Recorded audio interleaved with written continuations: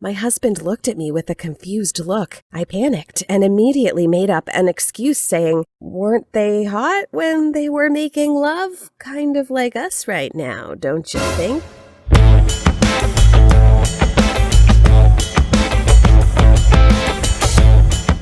Hi, I'm Anna, and I want to share with you my dilemma, and perhaps you can give me some advice. Do you want to hear the rest of my story? Like this video and hit the subscribe button. I grew up seeing my dad cheat on my mom with different women. Whenever my mom was doing overtime work in the office or on a business trip, he would bring women to the house. He would tell me they were his colleagues or business partners. Then he would tell me to stay in my room and play or watch movies as him and his friend attend to business. Of course, I knew what kind of business he meant. He would tell me that if I was a good girl, he'd reward me. He'd also tell me not to tell my mom about it. Several times, I witnessed my dad and his so-called friends do dirty stuff, and it really hurt me. My mom knew about it too because there were times that I heard them fight. I also heard my mom cry at night, while my dad remained apathetic. The things I witnessed between my dad and his women marred me psychologically.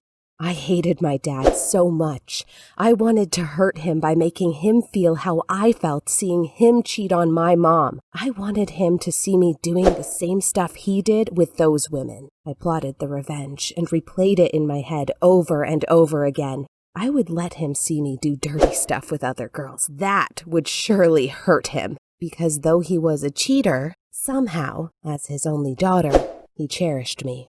When I became a teenager, I found myself fantasizing about girls.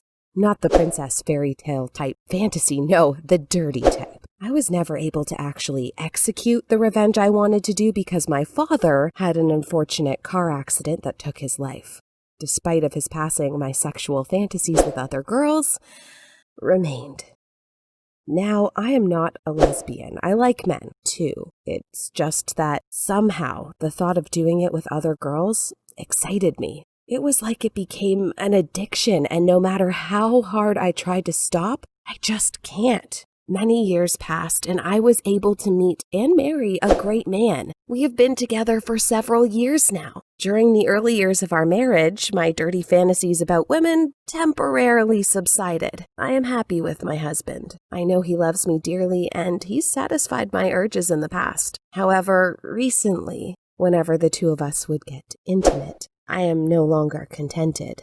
I am no longer gratified. I often find my thoughts drifting to do dirty deeds with other girls again. Whenever I saw a hot woman, I would fantasize about her to the point of touching myself to relieve my overwhelming desire. I found myself reading smut novels, looking at hot women on men's magazines and online, and even secretly touching myself whenever I had the urge to do so in the office or in the home. One time, my husband was watching TV and I was cooking in the kitchen when a commercial showed this really hot model. I was so turned on.